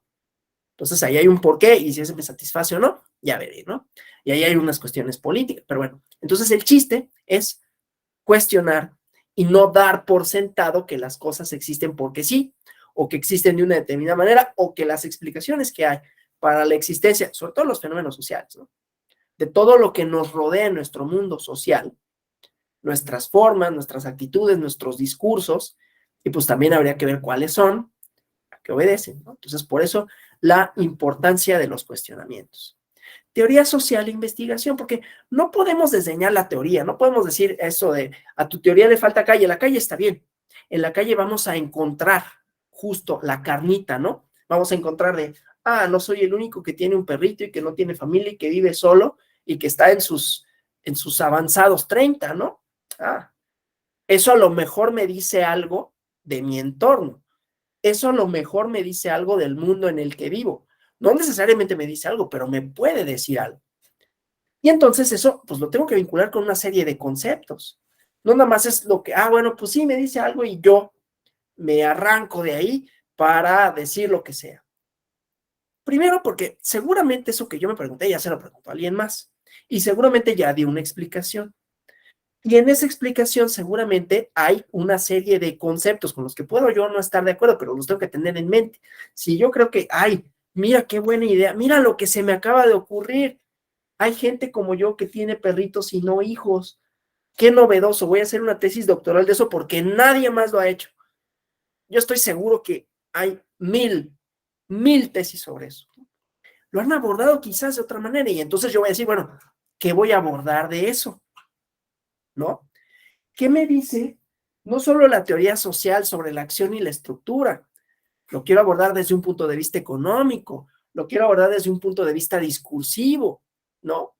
Y entonces ahí voy a seleccionar mi método también, ¿no? ¿Cuál va a ser mi método de conocimiento? Le voy a entrevistar a la gente o voy a ver encuestas que ya existan, voy a ver en las cosas estas del INEGI, ¿no? O qué voy a hacer, ¿no?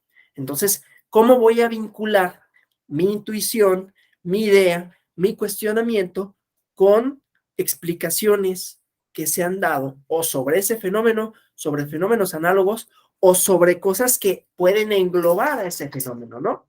La cosa del individualismo, por ejemplo, puede dar cuenta de ese comportamiento. Entonces, la teoría importa, los conceptos, las ideas, las explicaciones importan. Desde luego, no es todo. Y entonces, pues sí hay que asomarse, pero la realidad no nada más está en la calle, ¿no? No nada más tengo que ir y preguntar y ver. Está en los periódicos, está en internet, ¿no? Porque ahí suceden muchas interacciones. Está en Twitter, ¿no? Está en la tele, ¿no? Bueno, en la tele cada vez menos, porque más bien estaría en YouTube, ¿no? En las series de streaming, ¿no? ¿Por qué? Esta es una pregunta que ya mucha gente la ha tratado de responder, ¿no? ¿Por qué hay cosas que se vuelven virales y otras no? ¿No? ¿A qué obedece? ¿No? Que una determinada cosa, de repente ves que es tendencia en Twitter y dices, pero ¿eso por qué es tendencia? Y no otra cosa, o un tweet que uno lanza, de repente lanza un tweet, uno que, pensé muchísimo, supuestamente, ¿no? Para hacer una crítica así súper buena, decir 2 likes, ¿no? Y de repente es una tontería y así 400 retweets. Bueno, ¿eso por qué? Y no lo otro, ¿no? Claro, hay gente que le sabe mejor a las redes sociales y sabe cómo hacer trending topics o cómo colgarse de los trending topics para tener mayor exposición. Pero bueno, el chiste es por qué hay fenómenos que se vuelven virales y otros no. ¿A qué obedece? Muchas veces son mensadas, ¿no? Y no obstante, se comentan. Entonces, ahí está también la realidad, ¿no?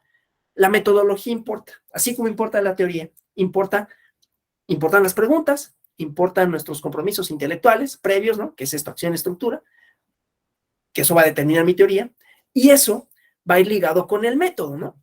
¿Cómo voy a recoger esa información?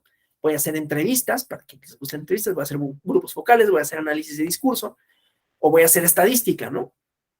Ninguna es mejor que otra, desde luego, ¿no? A uno le puede gustar, a mí me gusta mucho más el análisis de discurso, en todo caso, que puede ser mediante entrevistas, puede ser en periódicos, o puede ser, como a mí me gusta, ¿no? En debate legislativo, pero, pues eso es de cada quien, ¿no? Claro, eso va a determinar mucho qué voy a conocer y qué voy a dejar de conocer, porque también tenemos que saber que nuestro aporte al conocimiento, nuestra pregunta, pues, siempre va a ser insuficiente. Siempre va a ser una aproximación a las cosas, ¿no? No va a ser una verdad absoluta y no va a ser una verdad que es inmutable, ni independiente del espacio y del tiempo, ¿no? Siempre va a estar atravesada por estas dos cosas, ¿no?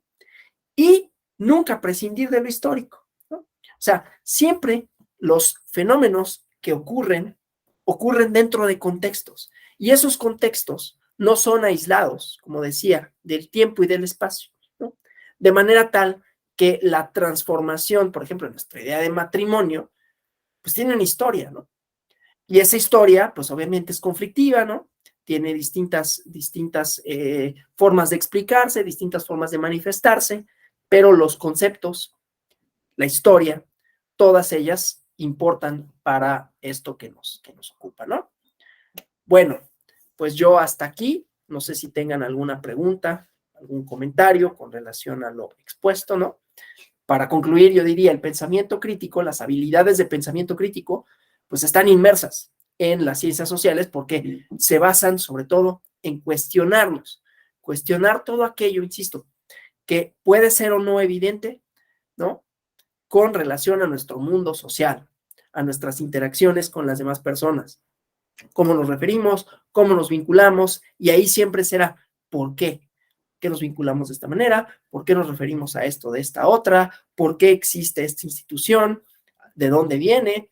E insisto, las respuestas que demos vuelven a pasar por un segundo cuestionamiento de si me satisface o no esa respuesta primigenia que me puede dar o la literatura especializada u otros estudios o personas comunes y corrientes, ¿no? Como nosotras y nosotros, y a partir de eso seguir indagando, ¿no? Pero es una cosa que no se termina en ningún momento, por eso hay líneas de investigación, por eso hay personas que casi se han dedicado a responder la misma pregunta que le van saliendo, ¿no? Algunos otros, ¿cómo se llama? Algunos otros bracitos, ¿no? Y que van dedicando su carrera académica a esto. Desde luego hay una crítica a veces a esta parte de, pues es que los académicos, yo me acuerdo una vez una amiga que no me gustó lo que me dijo, porque me dijo, ¿no?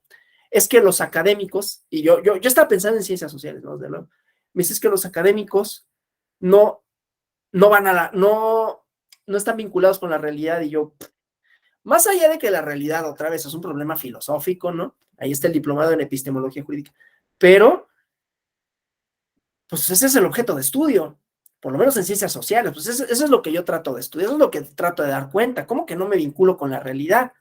Claro, hay una noción de que el académico está en su torre de Babel, ¿no? Está en su escritorio, está muy a todo dar en la universidad, y que pues todo lo ve desde esa posición, que desde luego hay que tener en cuenta siempre también, y hay que ser conscientes de que tenemos una posición, no solo teórica, no solo ideológica, una posición social, y que esa, nos guste o no, determina muchas de nuestras cosas, ¿no? Es una estructura, a final de cuentas. Eso sí es totalmente marxista, ¿no? O sea, si yo nací en una determinada familia, en donde se hablaba de determinada manera, se hablaba de se escuchaban ciertas cosas, se decían ciertas otras, se daba por sentado, eso va estructurando cómo yo veo al mundo, y cuando yo salgo al mundo, me enfrento con otras realidades. Habrá quienes no me enfrentan, habrá quienes sí, ¿no? Decía este sociólogo, que yo les recomiendo mucho, creo que voy a dar una conferencia sobre él, ya no sé. No, no es cierto. Pierre Bourdieu, algún día lo haré. Que él estudió sociología, ¿no? Pero él veía que le resultaba más sencillo a sus compañeros que a él insertarse en el mundo del lenguaje académico, ¿no? Porque él era hijo de un cartero, y sus compañeros, en cambio, eran hijos de profesionistas, ¿no? Entonces, para ellos no era extraño decir, por ejemplo, Beethoven, ¿no? Era como, pues sí, todo el mundo sabe quién es, ¿no? Todo el mundo sabe que la Quinta Sinfonía, pues sí, ¿no? Que los libros eran parte de un entorno, que el lenguaje con el que se expresaban era de una manera específica. Hay un ensayo, Puros Hombres, Chihuahua, voy a corregir esa parte. Hay un ensayo de Juan Villoro que se llama Latinoamérica, la utopía del atraso, en donde él empieza hablando de que él estudió en el colegio alemán cuando estaba chiquito, y entonces que por alguna razón él quedó en el grupo de los alemanes, ¿no? Y entonces hubo un ejercicio de matemáticas en donde decía algo así como, la abuela de Ute va a preparar apple strudel con las manzanas de su huerto. Y él decía, híjole, más allá del problema matemático, yo no entendía que una abuela tuviera un huerto y qué demonios era un apple strudel. Los alemanes daban por sentado, digo, era un pay de manzana, ¿no? Pero un niño no sabe que es un apple strudel, ¿no? Nosotros porque tenemos la cosa gringa esta del apple, el strudel de manzana, ¿no? Entonces a lo mejor ahí podemos hacerlo. Pero a un niño le dices eso y no es parte de su entorno, no es parte de su realidad, ¿no? Entonces no la comprende. A lo único que voy con eso es que nuestra posición social, económica, el ser mexicanas, mexicanos, de una determinada, bueno, ser hombre, ¿no? Te limita. Yo, otra cosa de las que me preguntaba hace poquito es, a ver, quienes legislaban hace 40 años en torno al aborto y su prohibición eran puros hombres. Eso está raro, ¿no? O sea, gente que jamás va a saber lo que es la experiencia biológica, la experiencia social del embarazo, prohibían a la mujer que lo interrumpiese. Yo no estoy diciendo con ello que no hubiera mujeres que estuvieran de acuerdo. A lo que voy es que, ¿cómo desde esa posición, en donde no entiendes, porque no entiendes, o sea, uno puede decir, no, pues sí, porque yo soy papá y entonces vi cómo crecía la pancita. Sí, pero a tus hormonas no les pasa nada, en primera. Tú no sabes el peso que puede tener, tú no sabes, no conoces esa experiencia. ¿Cómo te pronuncias sobre esa? ¿Sí? Con esto lo único que quiero decir es que nuestras posiciones, que pueden ser estas, ¿no? Ser hombre te limita y posibilitará otras cosas, ¿no? Pero te limita. Estar en un determinado país, estar en una determinada clase socioeconómica, pertenecer a un grupo, es lo que hace, de alguna manera, ahora, con esto no quiere decir que es una camisa de fuerza, pero es lo que hace que veas la realidad de una manera, ¿sí? Que te expreses y que digas, ah, no, pues es que para mí es normal que haya esto. Y damos por sentado que eso es la normalidad. No, no es normal, ¿no? No es normal, por ejemplo, que las familias tengan coches. Nosotros podemos decir, no, pues en mi casa siempre hubo automóvil. Sí, la mayoría de México no tiene automóvil. La mayoría de México no se desplaza así. La mayoría de los mexicanos no hace. Entonces, siempre tener en cuenta cuál es nuestra posición, no para flagelarnos y decir, ah, claro, yo, sino simple y sencillamente para entender que la realidad no es mi realidad, ¿no? Y eso también es una de las tantas preguntas que nos tenemos que hacer, que nos tenemos que formular para poder entonces entender eso tan amorfo, tan poco discernible que es la realidad. Ahora sí, yo hasta aquí. Y preguntas, comentarios, por favor, si los hubiera, claro. Carla Denise, qué gusto en verla, feliz año. Gracias.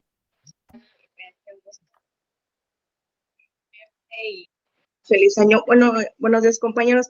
Ahorita durante la clase, desde el principio y todo eso, he estado reflexionando todo lo que nos has comentado y me surgió mucho algo que había yo aprendido en su momento en otro diplomado, creo que en el de ética jurídica el año pasado, en que un maestro, no recuerdo quién, hacía referencia del sentido común, ¿no? Y me quedó como sentido común en ocasiones no es el mismo sentido común de otra persona, ¿no? Hasta de la persona que tengo al lado no es el mismo. Entonces, tú ahorita nos comentabas al principio de la clase en relación a que hay un sentido común en conjunto. Sí, en ocasiones por el entorno donde nos desenvolvemos hay cierto sentido común que sí es para cierto grupo, pero en ocasiones también hay un sentido común individual. Y eso en lo que son las cuestiones sociales es muy importante, o desde mi punto de vista es muy importante. ¿Por qué?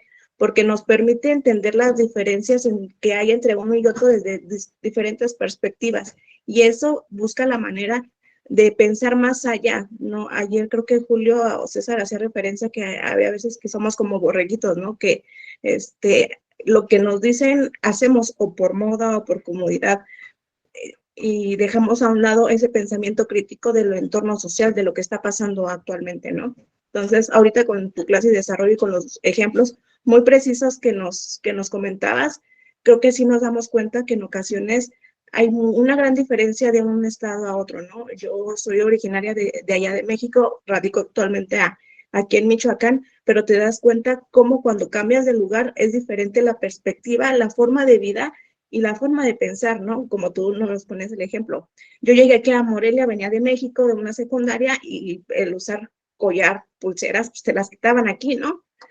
Y dices, ¿cómo algo que es normal allá, aquí está prohibido, ¿no? Pero eso nos hace reflexionar de que dependiendo de las circunstancias o el entorno social de cada lugar, es el sentido común que se tiene.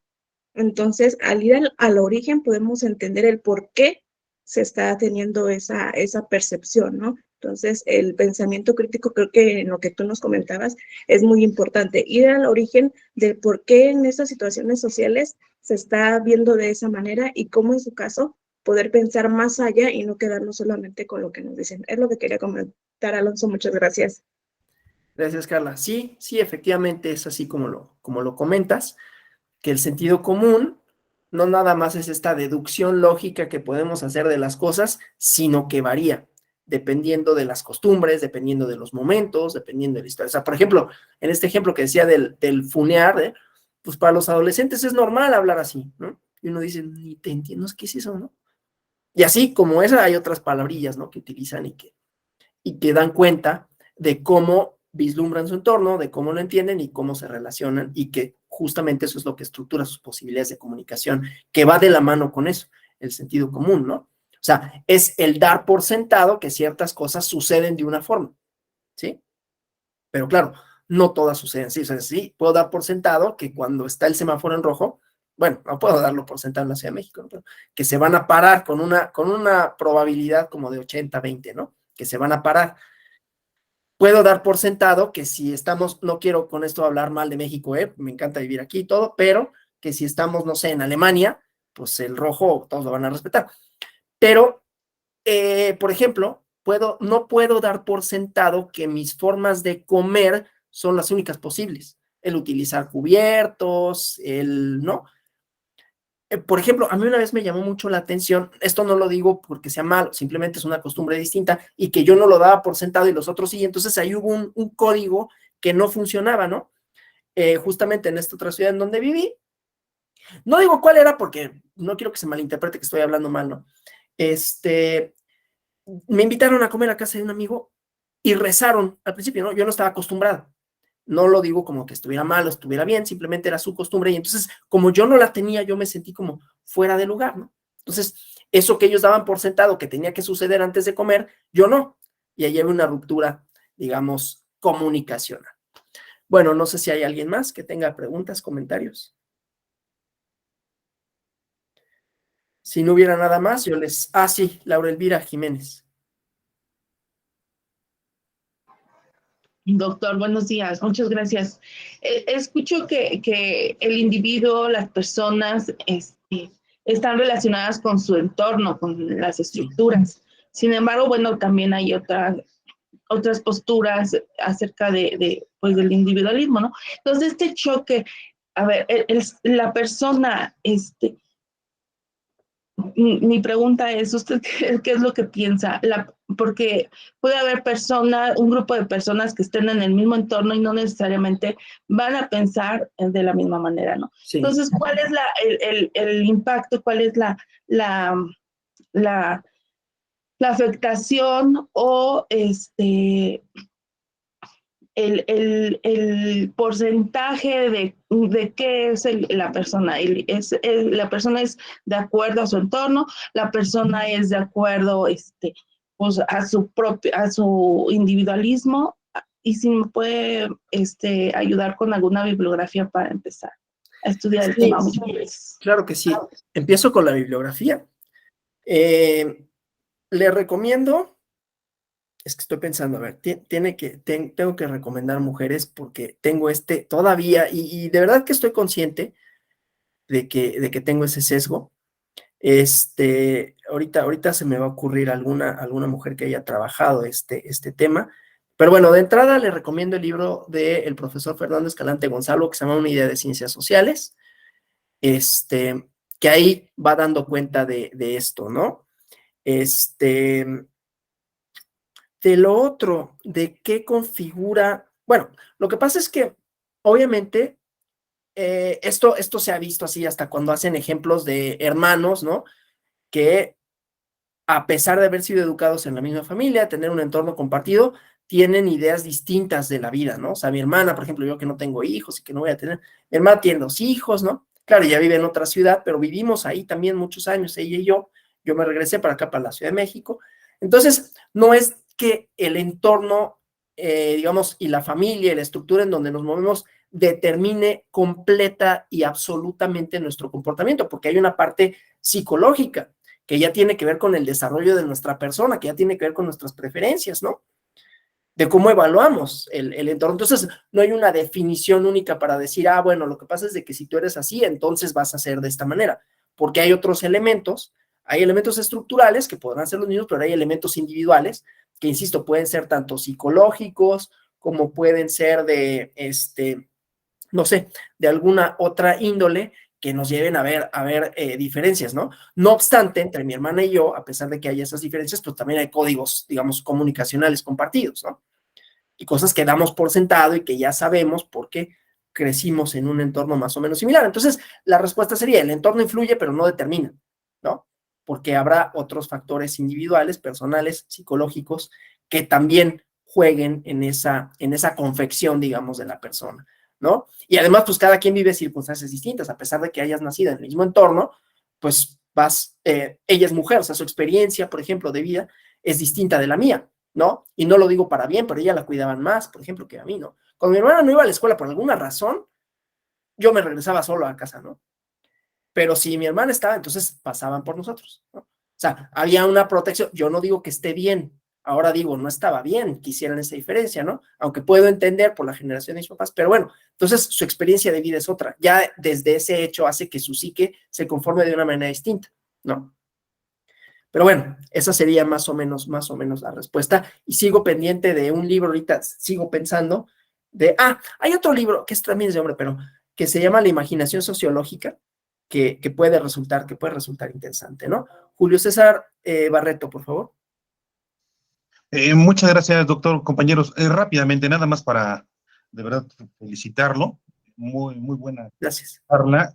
No fue las clases que me gustan no son tantas las que confirman lo que ya sé, sino las que me dejan más dudas. Y esta fue una de esas que me dejó más dudas, porque la sala superior sacó una sentencia que hablaba de la prueba de contexto.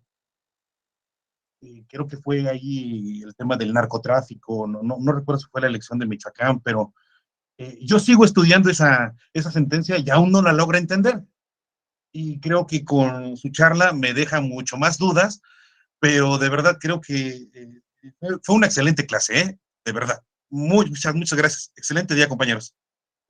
Gracias, muy agradecido y obviamente pues espero que se hayan cumplido sus expectativas, ¿no? Cuando vieron esta clase de ciencias sociales y pensamiento crítico, así de, ay, ¿por qué me van a hablar de ciencias sociales? Entonces espero que pues haya movido ahí algunas cosas o despertado algún interés o respondido algunas dudas que tenían sobre qué son y para qué sirven y cómo se vinculan con el pensamiento crítico.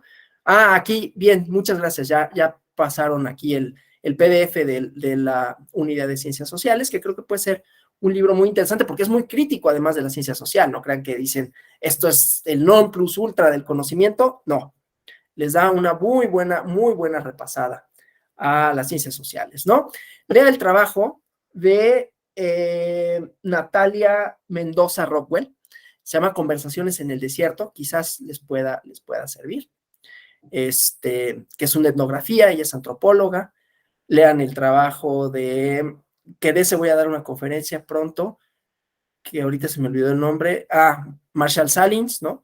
La ilusión occidental de la naturaleza humana, solo para ver cómo estas cosas que damos por sentado que son de una manera, no son tal.